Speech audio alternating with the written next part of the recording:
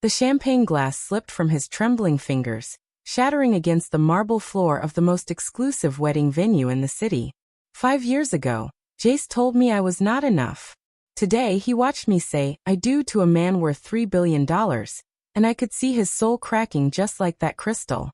But let me start from the beginning, because this story is not just about revenge. It is about resurrection. My name is Layla, and I used to believe that love meant sacrifice. I used to believe that if you gave everything to someone, they would cherish you forever. I used to believe that loyalty was a currency that could buy you a lifetime of happiness. I was wrong about everything except one thing. Sometimes the universe has a twisted sense of justice that is more beautiful than any fairy tale. 5 years. 5 years of my life, I poured into Jace Morrison like water into a bottomless well. We met in college when he was struggling through his pre-law courses, eating ramen noodles for dinner, and stressing about student loans. I was studying business, but I put my dreams on hold to support his. I took a job at a coffee shop, then added weekend shifts at a retail store. I helped him study, typed his papers, and held him when he cried about failing his constitutional law exam. "You are my rock, Layla," he used to whisper against my hair during those late nights when law school felt impossible. "I could not do this without you." I believed him. God, how I believed him. When he finally passed the bar exam, I was more excited than he was. I had already started planning our future. Maybe a small wedding, a modest house. Children who would grow up knowing that their parents built something beautiful together through hard work and dedication. I had sacrificed my own career advancement, turned down job opportunities, and lived paycheck to paycheck, so he could chase his dreams. But I did not mind. That is what love was supposed to be, right? Putting someone else first? The first red flag should have been the suit. Jace got his first job at Morrison & Associates. No relation, just a coincidence that made him laugh like the universe was finally on his side. The salary was impressive, more money than we had ever seen. I expected him to be grateful, to maybe take me out for a nice dinner, to start talking about our future seriously. Instead, he came home with shopping bags from stores I could not afford to walk into. "I have to look the part now, Layla," he explained, modeling a $1,000 suit in our tiny apartment mirror. "Image is everything in this business." I smiled and nodded, even though my heart felt strange. I was still wearing clothes from thrift stores, still clipping coupons, still living like we were broke college students. But Jace was transforming before my eyes, becoming someone I barely recognized. The late nights started soon after. "Client meetings," he would say, adjusting his designer tie. "Networking events. You understand, right? This is important for my career." I understood. I always understood. Even when he came home smelling like expensive perfume that was not mine. Even when he started looking at me differently, like I was furniture that no longer matched his new aesthetic. Even when he began correcting my grammar in front of people, as if my lack of law degree somehow made me less intelligent.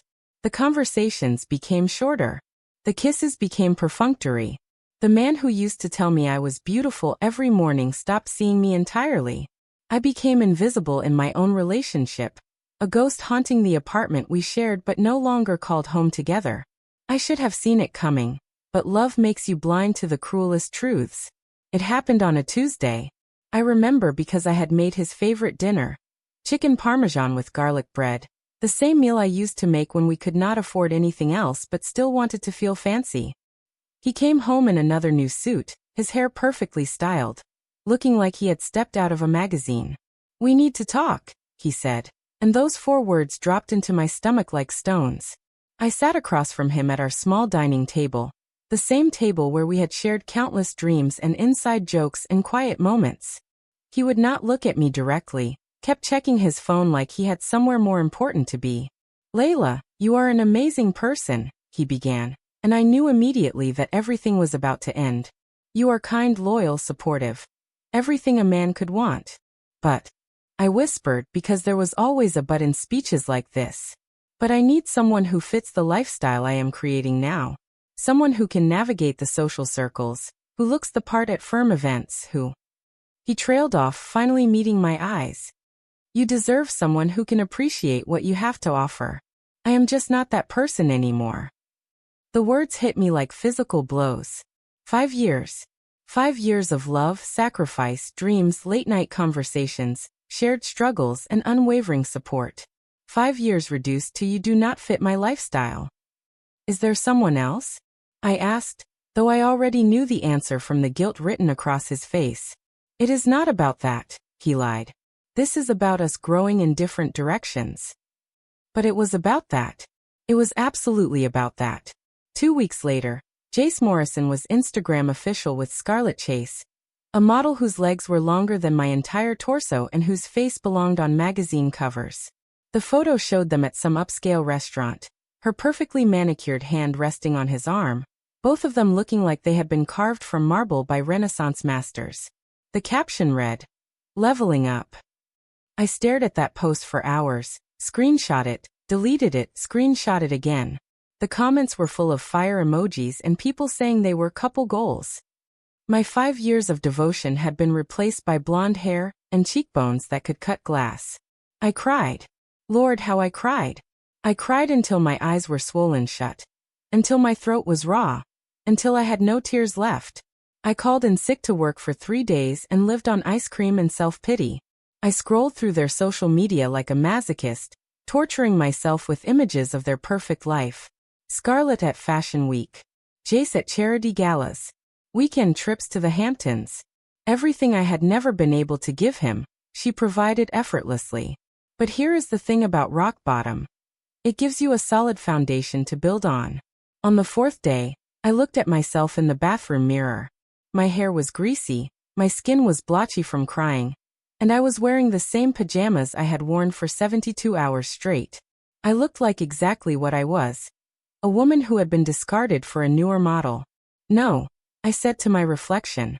Absolutely not. I took the longest shower of my life, washing away not just the smell of depression, but the victim mentality that had consumed me. I was 26 years old. I had a business degree I had never fully utilized. I had skills, intelligence, and a work ethic that had carried Jace through law school. If I could build him up, I could sure as hell build myself up. The next morning, I walked into the office of the luxury marketing firm where I had always dreamed of working. I had applied there twice before, but never gotten past the initial screening. This time, I was not taking no for an answer. I want to speak to the hiring manager, I told the receptionist with a confidence I did not feel but desperately needed to project. Do you have an appointment? No, but I have something better. I have determination and a story about why I am exactly what this company needs. Somehow, that boldness got me 5 minutes with Sarah Chun, the creative director who would eventually become my mentor and friend. I told her everything.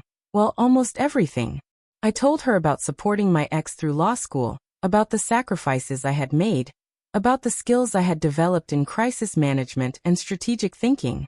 I did not tell her about the heartbreak or the Instagram stalking, or the fact that I had eaten nothing but Ben & Jerry's for 3 days. You have no direct experience in luxury marketing, Sarah said, looking over my resume.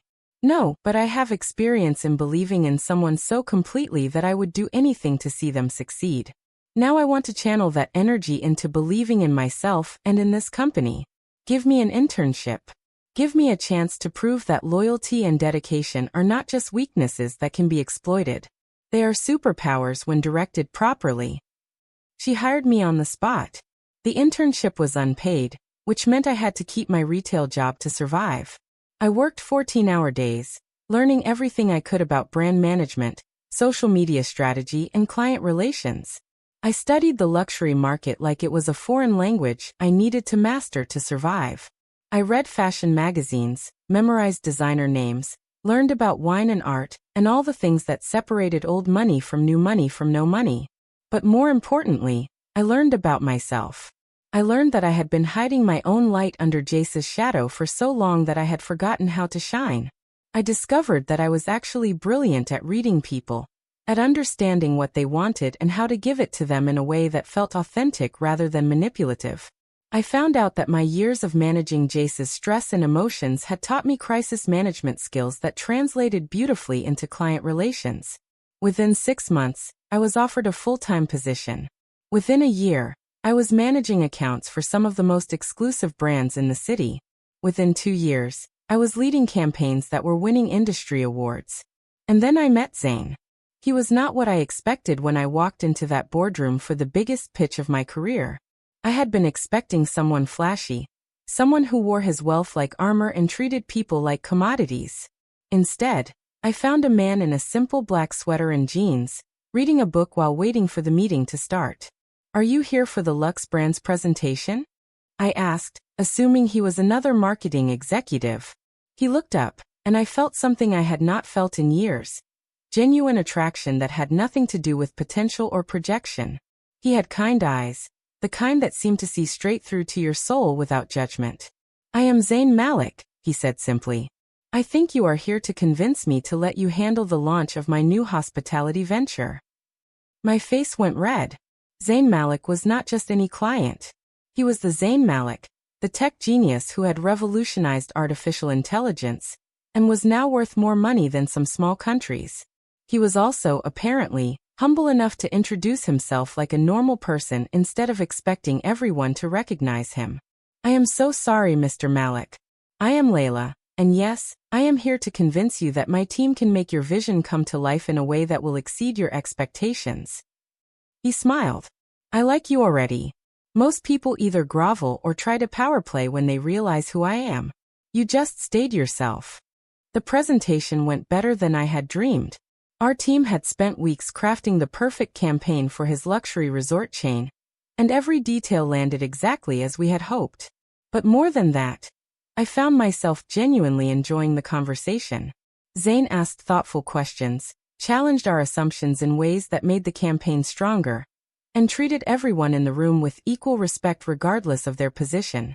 After we had secured the contract, he asked if I would like to have dinner to discuss the project timeline.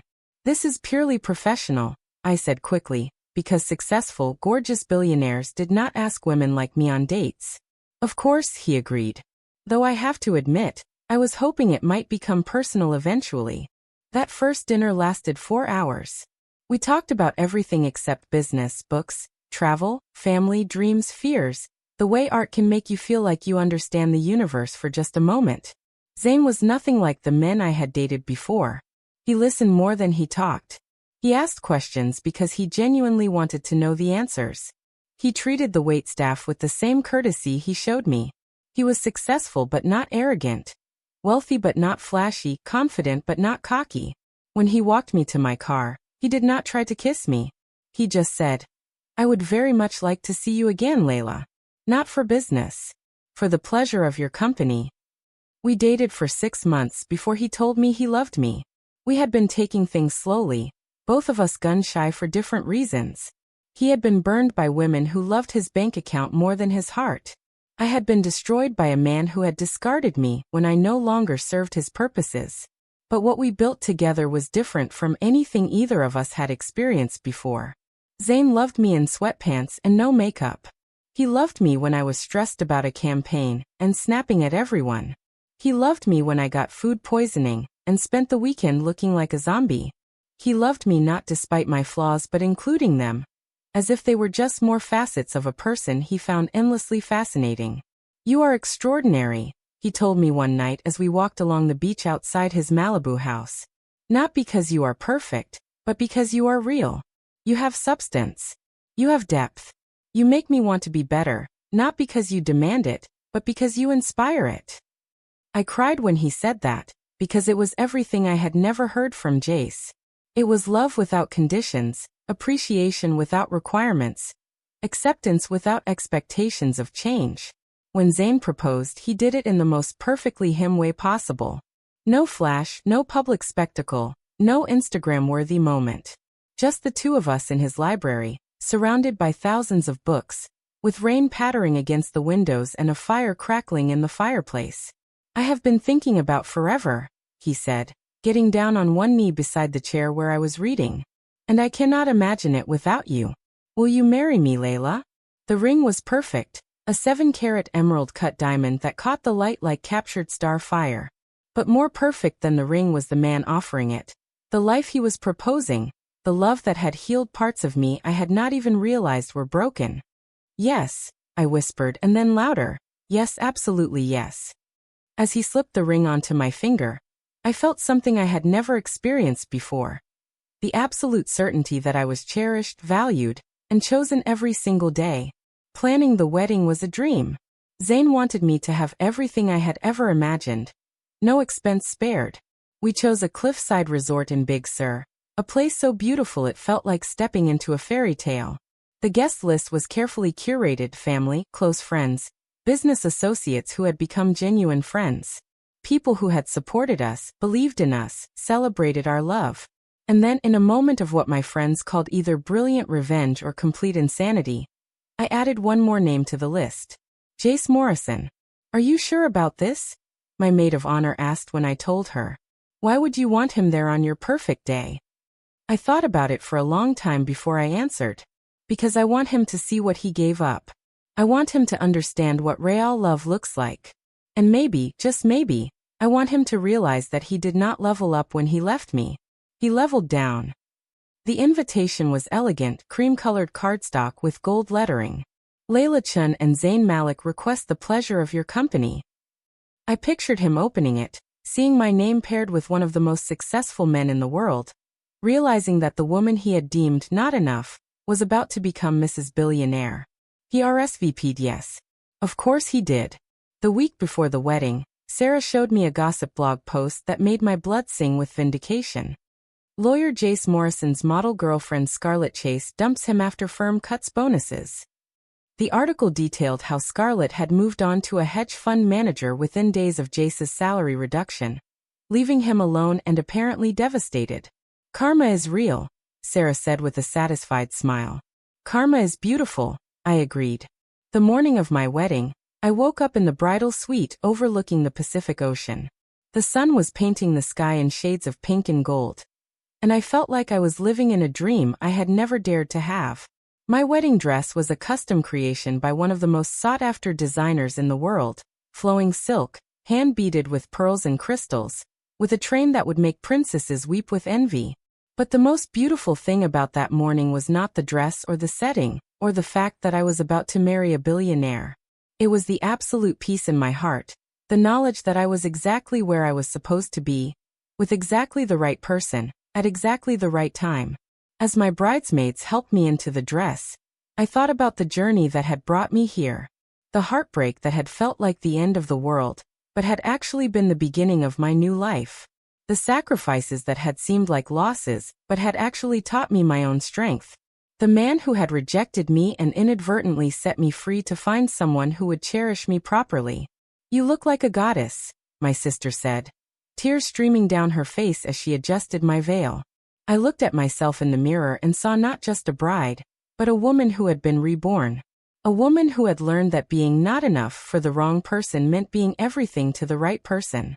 The ceremony was set for sunset, golden hour light that would make everything look like a movie.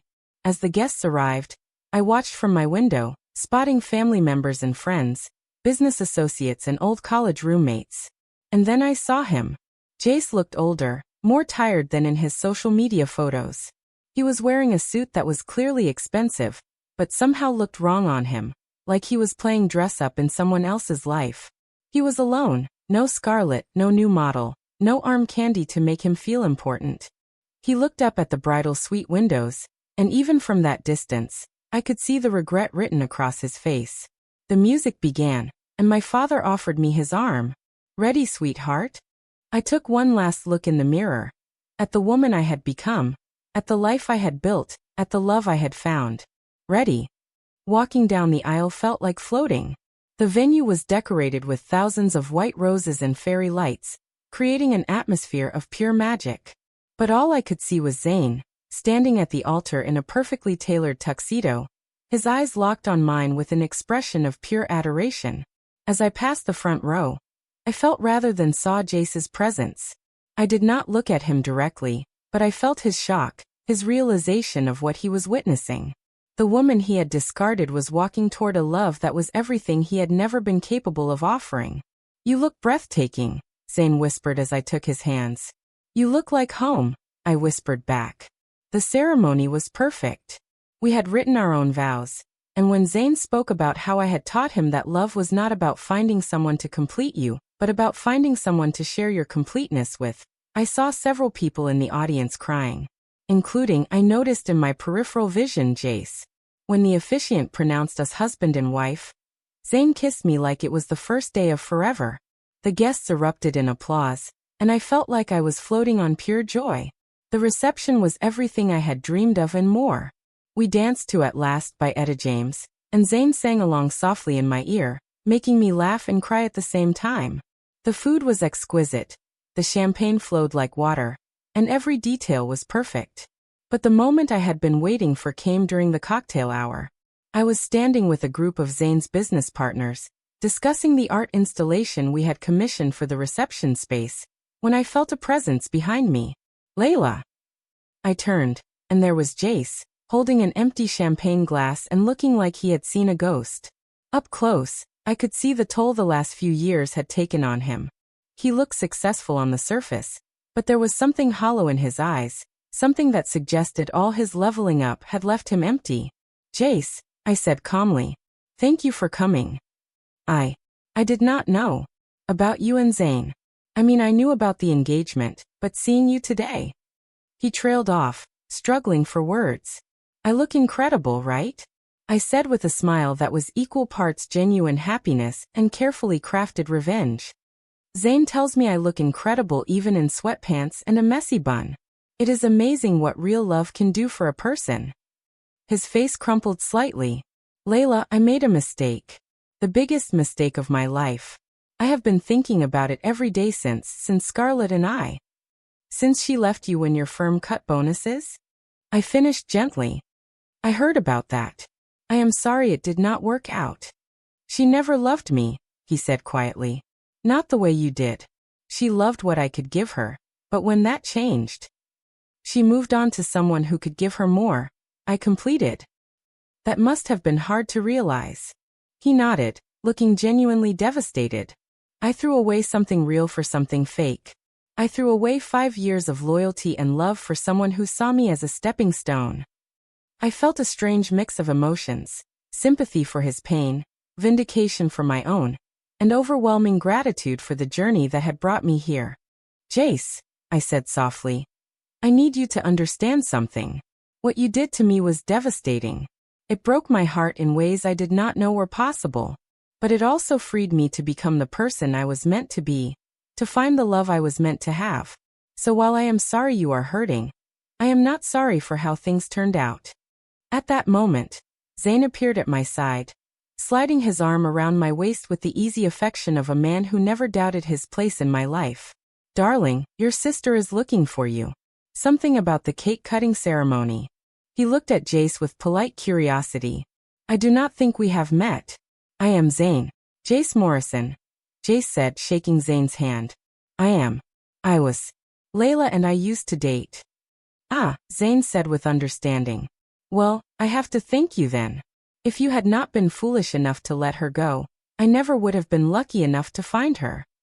The words were said without malice, just simple truth, but they hit Jace like physical blows. I watched his face cycle through emotions, regret, jealousy, realization, defeat. I should let you get back to your celebration, Jace said quietly. Congratulations, Layla. You deserve all the happiness in the world. As he walked away, I felt the last pieces of old pain dissolve. I had thought this moment would feel like victory, but instead it felt like closure. Like the final page of a chapter one had needed to finish before I could fully embrace my new story. Are you all right? Zayn asked, studying my face with the attention he always gave to my emotions. I am perfect, I said, and meant it completely. Dance with me. We spent the rest of the evening celebrating with the people who mattered, surrounded by love and laughter, and the kind of joy that comes from knowing you are exactly where you belong. As we cut the cake, as we threw the bouquet, as we danced until the stars came out, I felt like the luckiest woman alive. During our last dance, Zayn pulled me close and whispered, "No regrets about inviting him?" I looked across the dance floor, where a few remaining guests were still celebrating, and then back at my husband, my brilliant, kind, wonderful husband who loved me exactly as I was and exactly as I was becoming. None, I said. He needed to see what he gave up. And I needed to know that I had truly moved on. Have you? Zane asked. Moved on? Completely, I said, and kissed him as the last song of the evening played. I am not the woman he left behind anymore. I am the woman you choose every day. And that makes all the difference. As we left the reception in a classic Rolls-Royce decorated with white roses, I caught one last glimpse of Jace standing alone by the bar, staring out at the ocean. I felt a moment of genuine pity for him, but it was the kind of pity you feel for a stranger who has made poor choices, not the kind of pain you feel for someone who once held your heart. He had taught me an important lesson, though I doubt he intended to. Sometimes the most beautiful revenge is simply living well. Sometimes justice looks like finding someone who sees your worth when others could not. Sometimes the best response to being told you are not enough is to find someone who thinks you are everything. The fairy tale ending I had dreamed of as a little girl had come true, just not in the way I had expected. I had not been rescued by a prince. I had rescued myself, and then found a partner worthy of the woman I had become. As our car pulled away from the resort, carrying us toward our honeymoon and our future, I realized that Jace had been right about one thing. I had leveled up. Just not in the way he had meant. I had leveled up from someone who measured her worth by how much she could sacrifice for others to someone who knew her own value. I had leveled up from someone who accepted crumbs of affection to someone who demanded the full feast of love. I had leveled up from someone who was grateful for being chosen to someone who did the choosing. And that, I thought as I snuggled into my billionaire husband's arms, was the most beautiful revenge of all. Subscribe to our channel for more incredible stories of love, heartbreak, revenge, and triumph.